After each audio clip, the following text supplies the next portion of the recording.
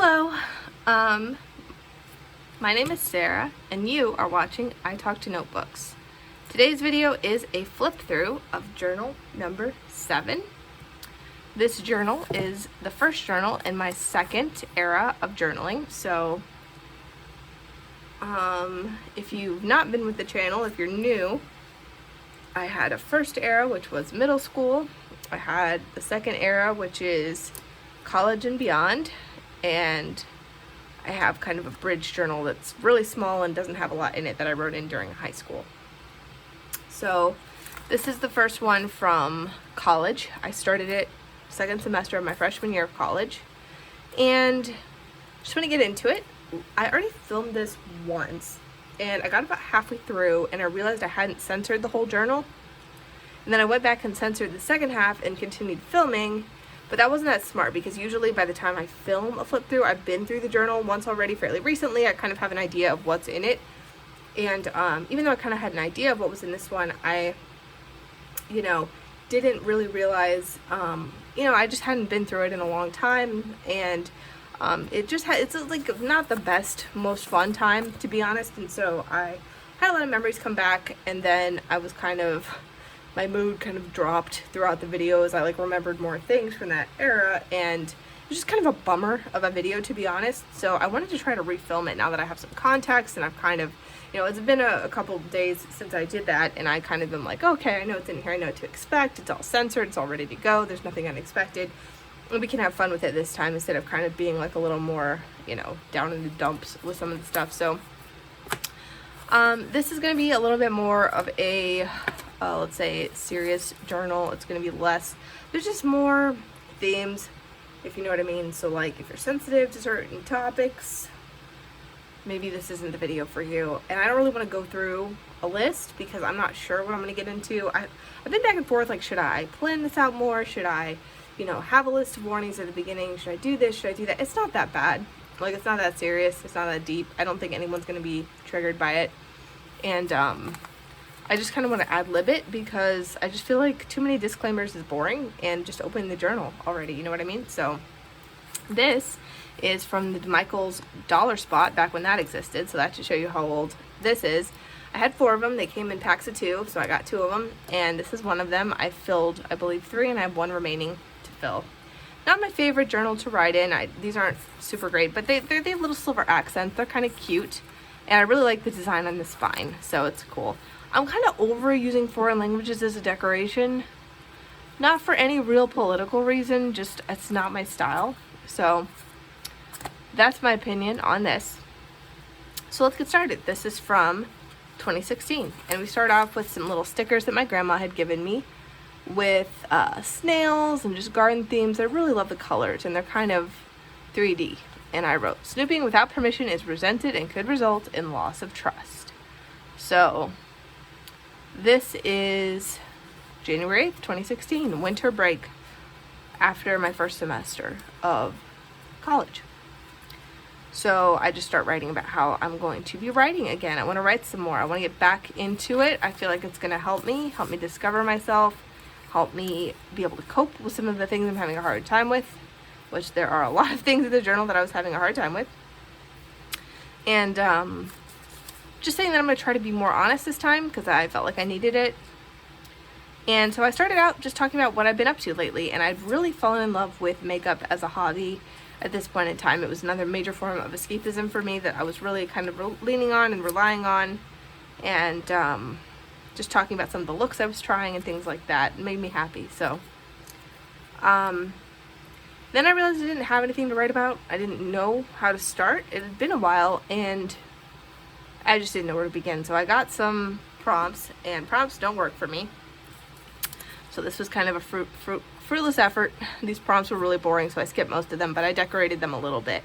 I really wanted to get more artistic and try expressing myself in different ways than just writing, because it's something I had remembered really enjoying back in middle school, and I thought that it might kind of help me in college as well. Oh, here's a drawing I did of Inigo Montoya from The Princess Bride. Censored everything around it because it's not really anything I want to share, but I thought the drawing was pretty good, and it was relevant to what I was writing about. So this is talking about my favorite thing about myself, and I was talking about how I basically like being creative and feel like I can, you know, have a world inside my head that I can retreat into, which is, you know, one of the ways I was trying to kind of handle whatever was going on. And I kind of felt lonely. I used to have more creative friends, and I feel like most of my friends are more kind of grounded in reality now, which is probably a good thing. But at the time, I kind of wish I had more people to be creative with, and that's been an ongoing wish of mine. And my friend was having a tough mental health problem, and this was kind of the last that you're going to see me writing about her, because we drifted apart right after this. Just like that. It was like kind of overnight we stopped being friends. It was, you know, there was a bit of a build up to it, and but you know, it's always a bummer. So I was like, I should write an encryption system, because I didn't want anyone to read my journals and see what I was writing, because I really wanted to be more honest, and I felt like I was holding back from writing about things that were important to me, and that I felt like I needed to get out because I was afraid someone was going to look over my shoulder. I didn't really have any privacy at this point in time. I actually haven't had privacy until 2019 is when I first had some meaningful form of privacy, and now I continue to do so because that's non-negotiable for me. But I didn't really have any at this time, and so I thought maybe if I wrote in this little code, then I could be more open. But it was really slowed me down to write like that, and slowed me down to read it back, and I felt like I was going to lose a lot of the benefit, and it would be kind of pointless. So I skipped it. And now here I am talking about how I want to write real things, but I just wanted to keep doing prompts because I wasn't, I guess, ready to yet. So here's a prompt about how I respond in emergency situations. And this is kind of a boring, I'm gonna skip over that. You can pause and read it if you really want. Then here I talked about more about how I was really trying to lean into writing and drawing, and how, like, hiding in my journal as a physical space, and hiding in my own mind as a physical space to try to kind of escape some of the rough stuff I was going through. There's a lot of real cringe stuff on these pages. If you want to pause and read, you will be rewarded. It's horrifying to think that I was in college writing this stuff. This is part of a tissue box. I remember distinctly that I was sitting in the bathroom bawling my eyes out, like blowing my nose into these tissues, and I looked at the box and I saw this little like happy island theme, and I was like, oh, I want to be mentally in this spot. Like, this is where I want to be. So I cut it out and saved it because it inspired me, and I emptied out the whole box. And so, yeah, I was in an abusive relationship. It was ending, and it was just a horrible, like, nobody, you know, don't minimize. Like, I wish more people were aware of what that was, because I didn't realize it was abusive at the time, but all those boxes are pretty much checked. So it was wreaking havoc on me. I didn't understand why, and it made me feel stupid and weak as well. So that's like a double whammy, right? Because you're going through something that's already hard, like breaking up and having relationship problems, and then you also have this feeling that, like, you're defective and less than and deserving of contempt, because abusers are contemptuous. That's a huge part. They make you feel very small and stupid and just the least. And then you have, on top of that, you start to believe it, because why would you be with someone treating you like this if you weren't an idiot? You know what I'm saying? So, like, and there was more to that as well. I was actually being pressured heavily by first my church, weirdly enough, and then my family members into not dating this person. Not because he was abusive, that would have been beneficial to me. No, this was because he wasn't religious, so I needed to be shamed out of dating him. Instead of, like, what I needed was help getting out of the abuse side of things. And instead, I felt like I had no one I could turn to, because the implication that I got from it, I don't think anybody thought this. In fact, I know they didn't. But at that age, what I thought was like, oh, they're going to say I deserve it because I'm dating someone who's not part of the religion. So it's like there was no one to turn to when I really needed help. That's how I felt anyway, which led to me having trouble finding an outlet for my feelings and handling them, and it was really bad. So anyways, keep talking about trying to find friends, things I want to develop about myself, like really trying to think about moving forward and things I can throw myself into. And I started drawing. Just love drawing with crayons. The smell of them is comforting to me, so I was doing that. Here's one, for example. This is again about, you know, a drawing with the 10 Commandments and this big rift, and, you know, money and hellfire and the cross, and I have a little rainbow here, which we're going to get into that more later, and then these two, like, forces trying to join across all of that. And of course, you know, obviously this boy was trying to pressure me into sexual acts that I didn't want to do yet. Not only because of my religion, that it would have been completely forbidden and taboo, but I didn't want to, frankly. Like, I wasn't ready, and I didn't feel safe with him. So, of course, I wasn't going to want to do that. Duh. Like, pro tip, if you're a dude watching this, which you're not, because dudes don't watch this, like, if you want to pressure a girl to have sex, like, don't be a dangerous, scary, evil person. Like, that's what they call a break, actually. It shuts down the female sex drive. So there's a hot tip right there. So anyways, then I was like, okay, I'm going to sort my feelings out and figure this all out. I'm going to do the color coding system. If any of you guys are early subscribers to this channel, you will know about the color coding system because I shared it. So anyways, I figured that out, and then I got on the phone with my love interest at the time, which was a mistake. And then here is another big thing that was going on, is I was not realizing so much as acknowledging for the first time and trying to stop compartmentalizing that I am bisexual. And that, of course, is also a big no in my religion. And I just was really like, what is going on? I'm having all these feelings and attractions and things. It was complete chaos, you guys. So here I'm writing a list of why not to date this horrible person who is treating me terribly. And then over here I've got like a list of all my feelings about this. Finally, I didn't come out to myself quite, but I was like, something's going on here and I can't deny it for too much longer. I'm about to burst. I felt like a dam about to burst. Like, it was just too much all happening at once, you know? I remember being very overwhelmed at this time. And more writing about this person and more writing about just the most random things. None of this is interesting except for that. This is the fun part, actually, is we had to get rabies shots. And by we, I mean my family. And because a bat got into the house and we didn't see it come in, there was just a bat flying down the hallway that my family saw flying down. I don't know if it was on its way to use the bathroom or where it thought it was going, but panic ensued, and eventually they shooted out the door, which is not what you're supposed to do. Pro tip, if you don't see the bat come in, or even if you do, you got to catch the bat. You need to hire animal control. It's going to cost a lot of money, and they will come and they will catch the bat. They will test the bat for rabies, and that may seem expensive and scary because while you're waiting for animal control, the bat is still in the house. Fun fact. And that was not something that they wanted. That's why they wanted to get it out. But the issue is that if you don't do that, then you don't know if the bat has rabies. And especially if you didn't see the bat come in, guess what you can't feel? Bat bites. They can bite you in your sleep, and you won't even know it. And if you didn't see it come in, you don't know how long it's been there, so you can't be sure that it didn't bite you in your sleep. And if it hasn't been tested for rabies, then you have to get rabies shots for 4 people living under one roof. And that is expensive. My dad paid for this, and it was not, it was not good, okay?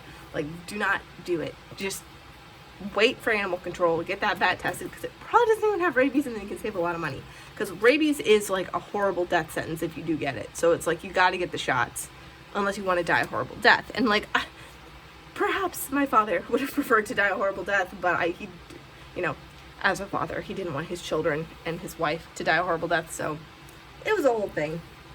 I'm just talking about getting the last of our rabies shots. And we had to get it on a Friday night. That's what we did as a family. We'd load into the van, drive to the hospital on a Friday night, and we would get our rabies shots. And afterwards, we would drive past this Krispy Kreme, and my parents would always say, oh, we should get Krispy Kreme, and we never got Krispy Kreme. And joke's on them, though, because now I lived fairly close to that Krispy Kreme for a while, and I've had some Krispy Kreme since. And let me tell you, if you're a Dunkin' Donuts type, I will have Dunkin' Donuts. Don't get me wrong, but Krispy Kreme is vastly superior, and I will fight you on this. So don't even start.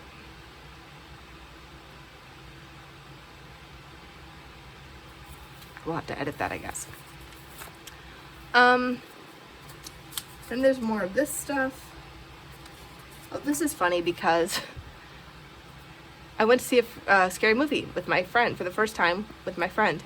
It was Conjuring 2. So I just mentioned my friend by name and talked about the movie. Like, what I found interesting about it, the religious themes, of course, that was a huge thing on my mind, and ghosts. Like, I have all kinds of theories about ghosts. You guys are going to see I'm writing about ghosts a lot. So that's one of my main crackpot theories. And the funny thing is that in the midst of all this turmoil, this first hangout with this friend, just as a friend, like not even interested in who this was, just talking about the movie, I'm married to him now. So things do get better, people. So then I'm just talking about being in trouble. not wanting to reach out to Christian people because I am horrified by social interaction, and also because I was starting to become like developing an allergic reaction to things church related, which will happen if you're in this kind of environment. So I was like, the devil knows I need it and wants to keep me away from it. Like, no, this is called self-preservation. I don't think it was necessarily the devil at work anymore. So I'm making more plans, more lists, more things that I want to do. And then 4th of July hits, and I was like, I remember last 4th of July with my ex who liked me then and was a lot nicer to me then. Not so nice, actually, but I was like, if I could just go back in time and things would be good. So I drew this little time machine. I don't know why that's a time machine, but it looks cool, right? It reminds me of that eyepiece from Coraline, if you know what I'm talking about. So then I'm talking about how I need to keep busy and just keep my brain going, because I need to keep busy.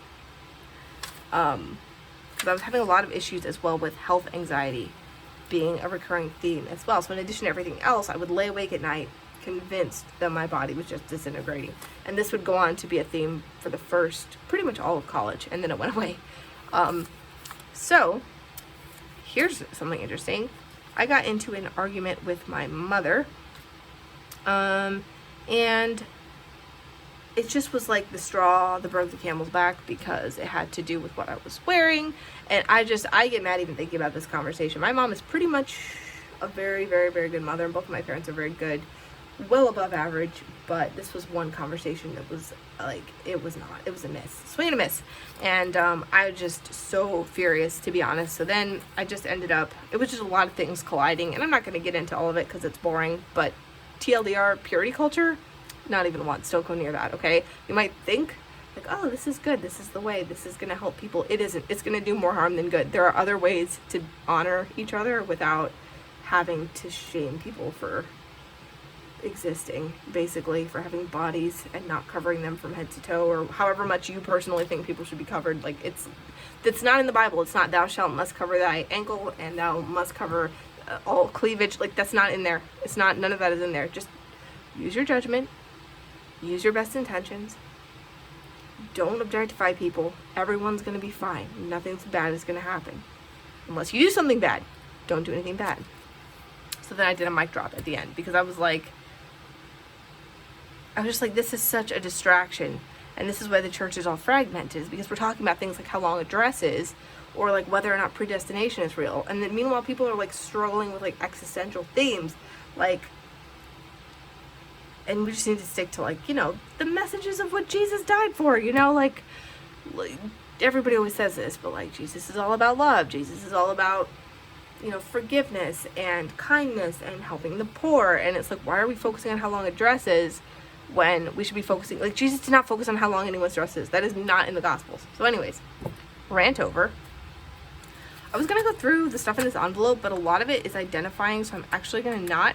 Basically what's in here is, I made this myself, that's why it looks like that. And I have the hospital bracelet from getting the rabies shots, one of them.